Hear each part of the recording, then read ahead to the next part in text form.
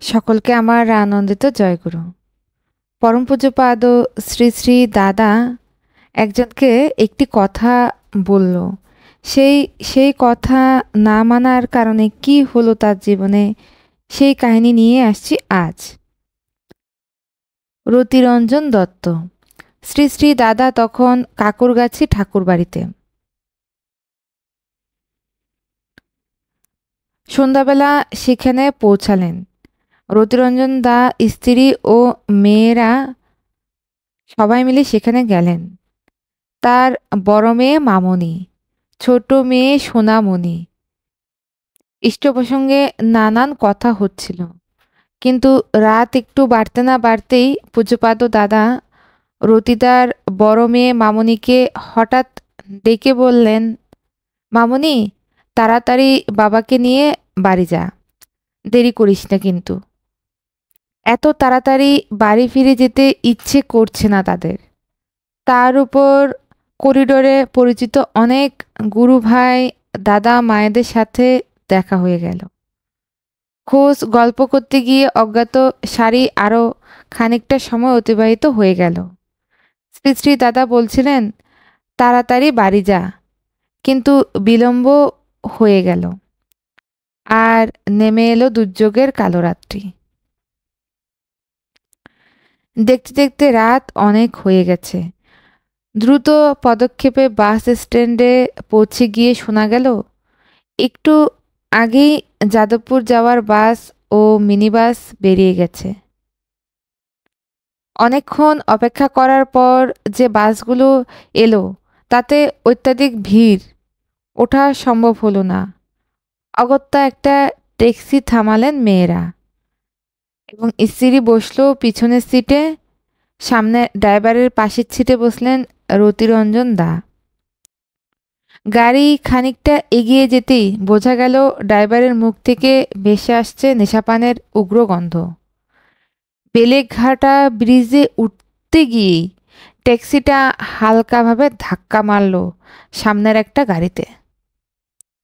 ড্রাইভারকে একটু বকাবকি করে সাবধানে এবং আস্তে চালাতে বলা হলো। বিয়ের মন্দির ছাড়িয়ে গাড়িয়াহাট জংশনের দিকে চলছে ট্যাক্সি। বোঝা গেল ড্রাইভারের মদের নেশায় তন্দ্রাচ্ছন্ন। অদূরে একটা বিশাল গাছ ফুটপাতের উপর মুহূর্তের মধ্যে বিকট শব্দে ধাক্কা খেল। ট্যাক্সি ওই গাছের সঙ্গে গাড়ি সোজা খাড়া হয়ে বাঁ দিকে কাত হয়ে প্রচণ্ড শব্দে খোদ গিয়ে পড়ল। তার ঠিক আগের মুহূর্তে ড্রাইভার ডান দিকের দরজা খুলে চটজলতেই চলন্ত অবস্থায় লাফ দিয়ে বেরিয়ে গেছে। গরম কালো ধোঁয়াতে অন্ধকার হয়ে গেল চারদিক। পথের লোকজনের হইচই, চিৎকার চেঁচামেচি, গাড়ির দরজা দুটোই দুমড়ে গেছে। বহু কষ্টে বারবার করা হলো। রতিরঞ্জন দাকে অবস্থা ক্রিটিক্যাল দেখে মেয়েরা দুজন অল্পবিস্তর আঘাত পেয়েছে। স্ত্রীর আঘাতও বেশি, তিনি দাঁড়াতে পারছেন না। আর রতিদার সাদা ধুতি পাঞ্জাবি ভেসে চলেছে রক্তে। তার কন্ডিশন খুব খারাপ দেখে ধরাধরি করে কাছাকাছি একটি হাসপাতালে নিয়ে যাওয়া হলো। তাদের এর পরের গল্পটা বড় মেয়ে মামনির। তার পিতাকে মৃত্যুর মুখ থেকে ফিরিয়ে আনার লড়াই তার। রাত তখন 11টা। মোবাইল ফোনের যুগ নয় তখন। মামনিকে ফার্স্ট এড দেওয়ার পর মামনি একাই ফোনের বুথের খুঁজে গেল। সবার আগে পরম অভিভাবক শ্রী শ্রী দাদাকে সবটা জানাতে হবে। এদিকে হাসপাতালে চলছে বাকিদের টিচ করা। রতিরঞ্জন দার আঘাত ভীষণ গুরুতর।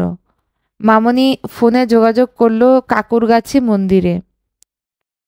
এয়ারটেল ফেল করতে পারে, বিএনএসএল ফেল করতে পারে, কিন্তু সৎসঙ্গের নেটওয়ার্ক ফেল করে না। মিনিট 20 মধ্যেই যাদবপুর থেকে এসে গেলেন অনেকে। ঠাকুরবাড়ির গাড়িতে এলেন ডাক্তার বিনায়ক মহাপাত্র, দুলাল মজুমদার, সঞ্জীব মণ্ডল, দেবতোষ দাস নরহারি, সঙ্গে সঙ্গে হাসপাতাল কর্তৃপক্ষ ও চিকিৎসকদের সঙ্গে আলাপ আলোচনা। বড় মাপের প্রখ্যাত একজন নিউরোলজিস্ট ডাক্তারকে বাইরে থেকে আনতে হলো রতিরঞ্জন তাকে দেখবার জন্য। তিনি দেখেই বললেন, এই মুহূর্তে এখানকার অ্যারেঞ্জমেন্টে এর চিকিৎসার ব্যবস্থা নেই, এক্ষুনি কলকাতা হসপিটাল বা অন্য কোথাও নিয়ে যেতে হবে। সঙ্গে সঙ্গে ডাক্তার বিনায়ক দার সব ব্যবস্থা করে নিলেন। সেবার প্রতিষ্ঠানের অ্যাম্বুলেন্সে নিয়ে যাওয়া হলো কলকাতা হসপিটালে।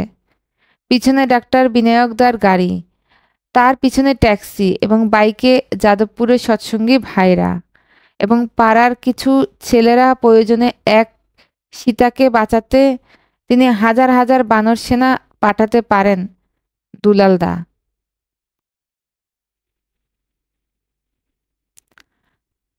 দুলালদা এবং ডাক্তার বিনায়কদা কথা বললেন।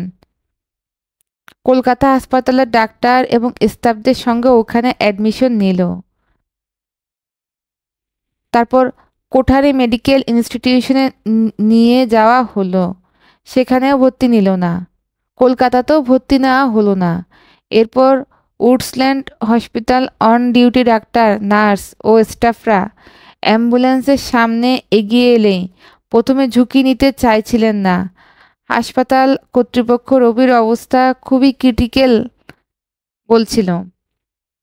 ডাক্তার বিনায়ক মহাপাত্রদা সমস্ত ঝুঁকি নিয়ে তাদের নির্দেশ মতো সমস্ত লিখে দিতে হবে। তারা অ্যাডমিশন করাতে সম্মত হলো। অ্যাম্বুলেন্স থেকে স্ট্রেচারে করে লিফটে নিয়ে সোজা আইসিইউ। আগে সমস্ত সেলাই কেটে নতুন করে সেলাই শুরু হলো শরীরের বিভিন্ন অঙ্গে।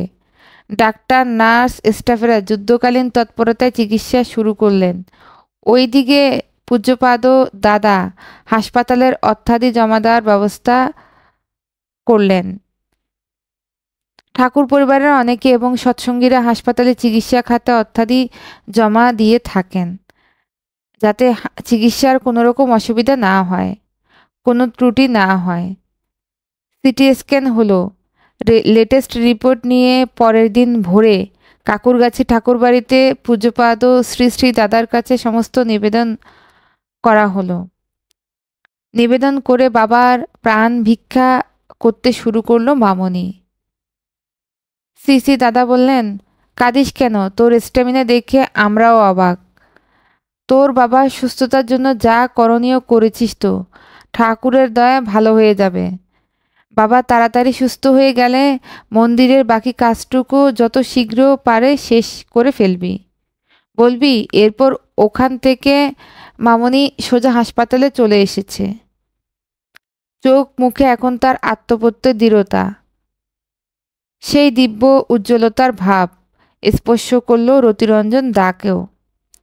চিকিৎসকরা বলছেন দীর্ঘদিন হাসপাতালে থাকতে হবে ঠিকমতো চিকিৎসার জন্য, কিন্তু আর মন চাইছে না। ব্যক্তিগত মুসলেকায় বাড়িতে নিয়ে গিয়ে চিকিৎসার প্রস্তুতি নিল সবাই। বাড়িতে উডসল্যান্ড হসপিটালের চিকিৎসকরা রুটিন মাফিক যথাবিহিত দেখে যাচ্ছেন ওনাকে।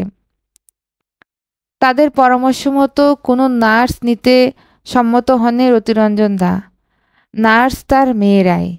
ঘড়ির কাটায় কাটায় ওষুধপত্র দিয়ে সেবন, খাওয়া দাওয়া, পায়খানা প্রস্রাব করানো, তা পরিষ্কার করা সবই করছে মামনি। দিনে রাতে 2 ঘন্টাও ঘুম নেই। বাড়িতে আসবার কয়দিন পরে ডাক্তারের নির্দেশে সেদিন স্নান করানো হবে রতিরঞ্জন দাকে। বেলা 10টা নাগাদ বিছনা থেকে তুলে পাশে একটা চেয়ারে বসিয়ে স্নান করিয়ে দেওয়া হলো। সাবান এবং স্যাভলন ইত্যাদি দিয়ে স্নানের পরে শারীরিকভাবে খুব ভালো লাগছিল এবং মানসিকভাবেও খুব আনন্দ হচ্ছিল। রতিরঞ্জন দা বারবার ওই সময় কেন জানি পরম পূজ্যপাদ দাদার কথা, দাদার চেহারা বারবার ভেসে আসছে স্মৃতিতে।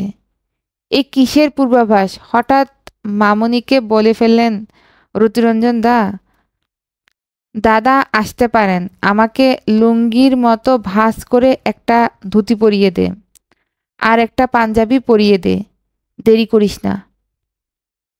সেই মতো সব পরিয়ে দিয়ে বিছনার ধারে একটা চেয়ারে বসিয়ে দিলেন রতিরঞ্জন দা তার দুই মেয়ে মিলে।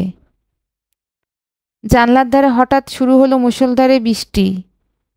প্রবল বর্ষণে রাস্তার ওপারের গাছপালাগুলোকেও দেখা যাচ্ছে না।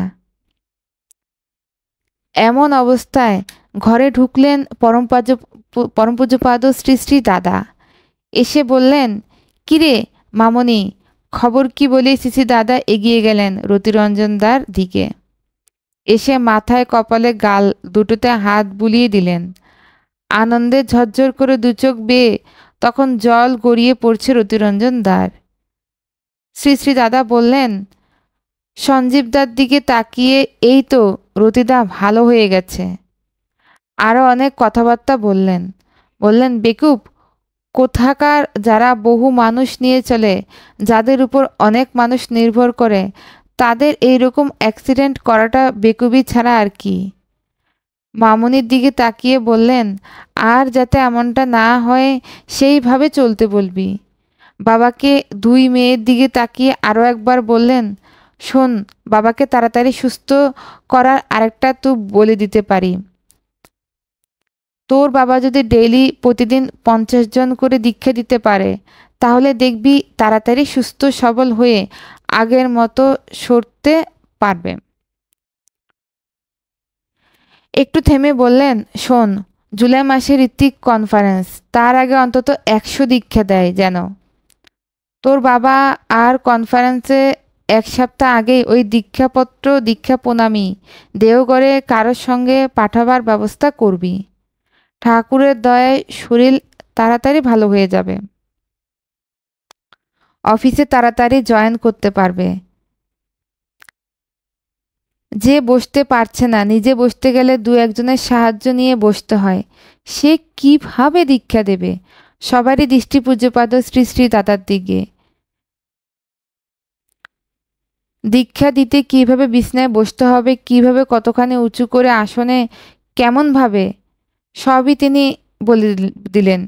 শেষে শ্রী ঠাকুরের প্রতিকৃতি বসাতে হবে, ছবি কিভাবে বসবে দীক্ষার্থীরা, কোথায় কেমনভাবে বসবে, ঘুরে ঘুরে পুঙ্খানুপুঙ্খানুভাবে খুঁটিনাটি সব দেখিয়ে দিলেন। বৃষ্টি একটু থামতেই বললেন, সঞ্জীব, এবার বেরিয়ে যাওয়া যাক। মেয়েরা অর্ঘ্য দিয়ে প্রণাম করতে শ্রী দাদা বললেন মামনিকে, এটা মন্দিরের কাজে লাগাবি। মন্দিরের বাকি কাজ যত শীঘ্র সম্ভব শেষ করে ফেলা চাই। ঠাকুরকে যারা মন প্রাণ দিয়ে ভালোবাসে, যদি তার কাজ করার ইচ্ছে থাকে, ঠাকুর তা পূরণ করেনি। পূজ্যপাদ শ্রী শ্রী দাদা চলে যাওয়ার পরই তার শুভাগমনের সংবাদ এদিক ওদিক জানাজানি হয়ে গেল। খানিক বাদে মডার্ন পার্ক থেকে তপন রায়দা, বোম্বাই থেকে অগত্যা তার কন্যা অনুরাধা দত্তকে নিয়ে এলেন দীক্ষার জন্য। হয়ে গেল প্রথম দীক্ষা। পরের দিন 4 জন দীক্ষা নিল। তারপর দিন 3 সপ্তাহের আগে 100 জনের দীক্ষা হলো। কদিন বাদে অফিসে ক্র্যাচে ভর করে জয়েন করলেন রতিদা। উঠলেন হাসপাতালের ডাক্তাররা বলছিলেন, ঈশ্বরের দয়ায় বেঁচে গেল, অফিসে কোনোদিন যাওয়া সম্ভব হবে না। কিন্তু পরম পূজ্যপাদ শ্রী শ্রী দাদা দেখে গেলেন। তারপরেই শ্রী ঠাকুরের দয়ায় অসম্ভবও সম্ভব হয়ে গেল। এই হলো আমাদের ঠাকুরের দয়া, তার দয়া অসম্ভবও সম্ভব হয়। সকলকে আমার আনন্দিত জয়গুরু।